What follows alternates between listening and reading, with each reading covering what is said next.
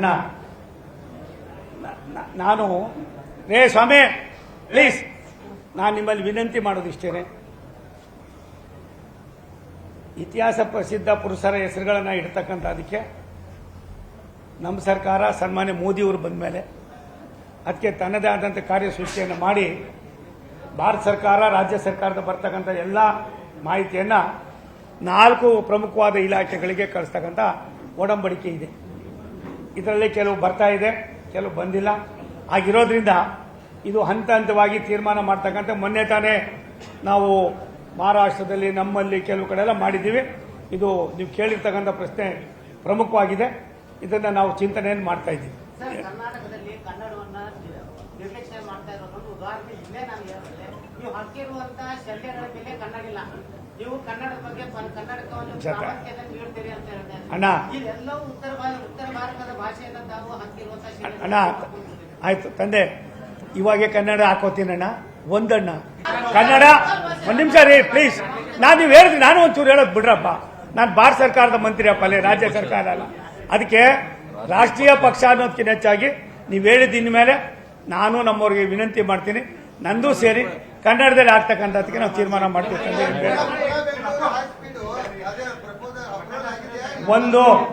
ಒಂದು ಪುನಃ ಬೆಂಗಳೂರನ್ನ ಮಾಡಬೇಕು ಅಂತ ನಾನೇ ಸ್ವತಃ ನಮ್ಮ ಮಂತ್ರಿಗಳ ಜೊತೆಯಲ್ಲಿ, ನಮ್ಮ ಅಧಿಕಾರಿಗಳ ಜೊತೆಯಲ್ಲಿ, ನಮ್ಮ CRB ಜೊತೆಯಲ್ಲಿ, ನಮ್ಮ ಬೋರ್ಡ್ನವ್ರ ಜೊತೆಯಲ್ಲಿ ಚರ್ಚೆ ಮಾಡಿದ ಮೇಲೆ ಮೊನ್ನೆ ತಾನೇ ಸನ್ಮಾನ್ಯ ನಮ್ಮ ಮಂತ್ರಿಗಳಾದ ಹಿರಿಯರಾದ ಪ್ರಹ್ಲಾದ್ ಜೋಶಿ ಸಾಹೇಬರು ಅದಕ್ಕೆ ಈಗಾಗಲೇ ಹೇಳಿದ್ದಾರೆ, ಮಾಡಿದ್ದಾರೆ.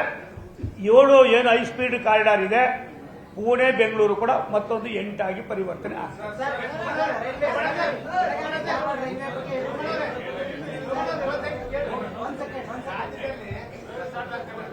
ಅಣ್ಣ ಅಂದ್ರೆ ಅಣ್ಣ ಯಾರು ಮಾತಾಡ್ಬೇಡ್ರಪ್ಪ ಪ್ಲೀಸ್. ರಿಸಾರ್ಟ್ ರಾಜಕಾರಣ ನಡೀತಾ ಇದೆ ರಾಜ್ಯದಲ್ಲಿ.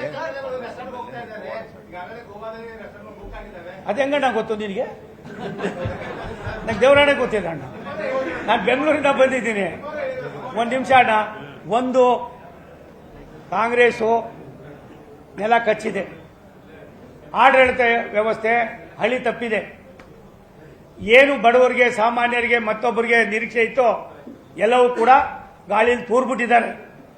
ಸಿದ್ದರಾಮಯ್ಯನವರ ಆಡಳಿತದ ವೈಖರಿ, ಅವರ ನಡವಳಿಕೆ, ಪ್ರಾಯಶಃ ಅವ್ರು ಮಾಡ್ತಕ್ಕಂಥ ಭ್ರಷ್ಟಾಚಾರ ನನಗನ್ನಿಸ್ತದೆ ಎಲ್ಲೋ ಒಂದು ಕಡೆ ಅದೆಲ್ಲೋ ಮಾಡಿದ್ದಾರೆ ಅನ್ನೋದಕ್ಕಿಂತ ಹೆಚ್ಚಾಗಿ ಅದರ ಅವಶ್ಯಕತೆನೇ ಇಲ್ಲ ಅಂತ ಕಾಣಿಸ್ತದೆ. ಇನ್ನೊಂದು 5-6 ತಿಂಗಳಲ್ಲಿ ಎಲ್ಲ ಈಚೆ ಬಂದು ರೋಡ್ನಲ್ಲಿ ಇವಾಗ ಏನು ಅಲ್ಲೋ ಇಲ್ಲೋ ಬೈದಾಡ್ತಾ ಇದ್ದಾರೆ. ನಿನ್ನೆಯಿಂದ ಶುರುವಾಗಿದೆ ವಂಶ ಪಾರಂಪರ್ಯದ ಡೈನಾಸ್ಟಿ ವ್ಯವಸ್ಥೆಯನ್ನ ಪ್ರಾಯಶಃ ಸಿದ್ದರಾಮಯ್ಯನವ್ರ ಕುಟುಂಬನೂ ಕೂಡ ಮಾಡ್ತದೆ ಅನ್ನೋದಕ್ಕೆ ಅವ್ರ ಮಗನ ಸ್ಟೇಟ್ಮೆಂಟ್ ನಾನು ಇವತ್ತು ನೋಡಿದೆ. ನಮ್ಮಪ್ಪ 5 ವರ್ಷ ಮುಖ್ಯಮಂತ್ರಿ ಆಗಿರ್ತಾನೆ. ಈ ಪರಿಸ್ಥಿತಿಗೆ ಬಂದ್ರೆ ಕಾಂಗ್ರೆಸ್ನಲ್ಲಿ ಇನ್ನೇನು ನಡೀತಾರೆ ಇರ್ತದೆ ತಂದೆ, ಬಾಕಿ ನೀನೇ ನನಗೆ ಹೇಳ್ಬೇಕು ತಾಯಿ. ಮುಖ್ಯ ಪ್ರಾಜೆಕ್ಟ್ ಬೆಳಗಾವಿ ಜಿಲ್ಲೆಗೆ ರಿಲೇಟೆಡ್ ಒಂದು ಧಾರವಾಡ ಬೆಳಗಾವಿ ರೈಲ್ವೇದು ಕೂಡ ಸಿದ್ದರಾಮಯ್ಯ ಮೇಲೆ ಹಾಕಿದ್ರಿ, ಮಹದಾಯಿ ಕೇಳಿದ್ರು ಅದನ್ನು ಸಿದ್ದರಾಮಯ್ಯ ಮೇಲೆ ಹಾಕಿದ್ರಿ. ಇದು ಯಡಿಯೂರಪ್ಪ ಸಿಎಂ ಇದ್ದಾಗ ಇತ್ತು, ಬೊಮ್ಮಾಯಿ ಸಿಎಂ ಇದ್ದಾಗೂ ಇತ್ತು, ಶೆಟ್ಟರ್ ಸಿಎಂ ಇದ್ದಾಗ ಇತ್ತು, ಎಲ್ಲರೂ ಸಿಎಂ ನಿಮ್ಮವರ ಸಿಎಂ ಇದ್ದಾಗ ಇತ್ತು. ಸುಮ್ಮನೆ ಅಣ್ಣ ಒಂದು ನಿಮಿಷ ತಾಳಣ್ಣ. ನಾನು ಯಾರ ಮೇಲೂ ಹಾಕಿಲ್ಲ ತಂದೆ. ನಾನು ಬಂದಿದ್ದು 1 ವರ್ಷ 8 ತಿಂಗಳಾಯ್ತು. ಆ 1 ವರ್ಷ 8 ತಿಂಗಳಲ್ಲಿ ನನಗೆ ತೃಪ್ತಿ ಇದೆ, ನಾನು ಮಾಡಿದ್ದೀನಿ. ನನ್ನ ಕರ್ನಾಟಕಕ್ಕೆ ಒಂದಷ್ಟು ಕೆಲಸ ಮಾಡಿದ್ದೀನಿ. ಆದ್ರಿಂದ ಅಣ್ಣ ಒಂದು ನಿಮಿಷ ಅಣ್ಣ, ಒಂದು ನಿಮಿಷ. ಮಗು ಹತ್ರ ಮಾತ್ರ ತಾಯಿ ಹಾಲು ಕೊಡೋದು ತಂದೆ. ಆ ಮಗು ಅಳಿದವ್ರು ಹಾಲು ಕೊಡೋದಿಲ್ಲ, ಬರಬೇಕು ಅದಾಗ್ತದೆ. ಒಂದು ಸತ್ಯ, ನೀವು ಹೇಳಿದ್ ಒಪ್ಕೋತೀನಿ. ಏನಿವತ್ತು ಹುಬ್ಬಳ್ಳಿ ಧಾರವಾಡದಿದೆ 55 ಕಿಲೋಮೀಟರ್ 55 ಎಕರೆ, ಅದೊಂದು ತೀರ್ಮಾನ ಆದರೆ ನಾನು 1.5-2 ತಿಂಗಳಲ್ಲಿ ಕೆಲಸ ಶುರು ಮಾಡ್ತೀನಿ. ನಾನು 20ನೇ ತಾರೀಕು ಆದಮೇಲೆ ಬೆಂಗಳೂರಿಗೆ ಹೋಗ್ತೀನಿ. ನಾನು ಆ ಕೆಲಸಕ್ಕೋಸ್ಕರವಾಗಿ ಮತ್ತೆ ಒಂದ್ಸಾರಿ ಮುಖ್ಯ ಕಾರ್ಯದರ್ಶಿಗಳನ್ನ, ಸಂಬಂಧಪಟ್ಟ ಮಂತ್ರಿಗಳನ್ನ ಸಭೆ ಮಾಡಿ ಅದನ್ನು ಒತ್ತಾಯ ಮಾಡಿ ಅದನ್ನ ಬಿಡಿಸ್ಕೊಂಡು ಕೆಲಸ ಮಾಡ್ತೀನಿ.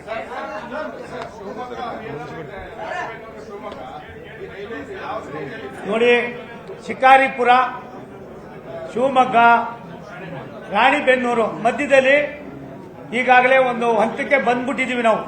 ನಮ್ಗೆ DPR ಆಗಿದೆ. ನಮ್ಗೆ ಅಕ್ವಿಜೇಷನ್ ಮಾಡಬೇಕಾಗಿರೋ ಬರೀ ರಾಣಿಬೆನ್ನೂರು ಮಾತ್ರ.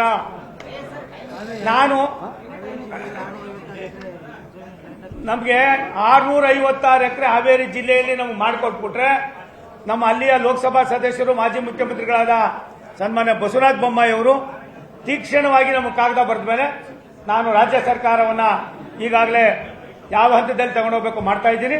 ಅದನ್ನು ಕೂಡ ನಾವು ಕೆಲಸ ಶುರು ಮಾಡ್ತೀವಿ ಸರ್. ಧನ್ಯವಾದಗಳು ಸರ್, ಧನ್ಯವಾದಗಳು.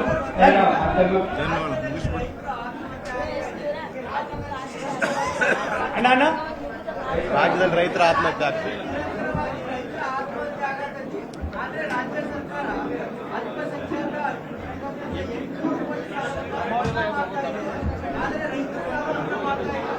ಅದೇ ಸಿದ್ದರಾಮಯ್ಯ ಆಡಳಿತದ ಕಾರ್ಯವೈಖರಿ. ಸಿದ್ದರಾಮಯ್ಯನವ್ರಿಗೆ ರೈತರು ಬೇಕಿಲ್ಲ, ಅಲ್ಪಸಂಖ್ಯಾತರು ಮಾತ್ರ ಬೇಕಿರೋದು ಅವ್ರಿಗೆ. ಆದ್ರಿಂದ ಸಿದ್ದರಾಮಯ್ಯನವರ ಕಾರ್ಯವೈಖರಿ ಯಾವ ಮಟ್ಟಕ್ಕಿದೆ ಅನ್ನೋದನ್ನ ನೀವೇ ಅರ್ಥ ಮಾಡ್ಕೊಳ್ಳಿ. ಇದು ದುರಂತ, ಇದೊಂದು ದೊಡ್ಡ ದುರಂತ. ನಿರ್ಭೀತ, ನಿಷ್ಪಕ್ಷಪಾತ, ವಿಶ್ವಾಸಾರ್ಹ ಸುದ್ದಿಗಳಿಗೆ ಮತ್ತೊಂದು ಹೆಸರಾಗಿರುವಂತ ನ್ಯೂಸ್ 18 ಕನ್ನಡ ಈಗ ಆಪ್ನಲ್ಲೂ ಲಭ್ಯವಿದೆ. ದಯವಿಟ್ಟು ಇಲ್ಲಿರುವ QR ಕೋಡ್ ಅನ್ನ ಸ್ಕ್ಯಾನ್ ಮಾಡಿಕೊಂಡು ಆಪ್ ಅನ್ನ ಡೌನ್ಲೋಡ್ ಮಾಡೋದಕ್ಕೆ ಮರಿಬೇಡಿ. ನಿಮ್ಮ ಬೆಂಬಲ ಹೀಗೆ ಸದಾ ನಮ್ಮೊಂದಿಗಿರಲಿ. ಧನ್ಯವಾದ.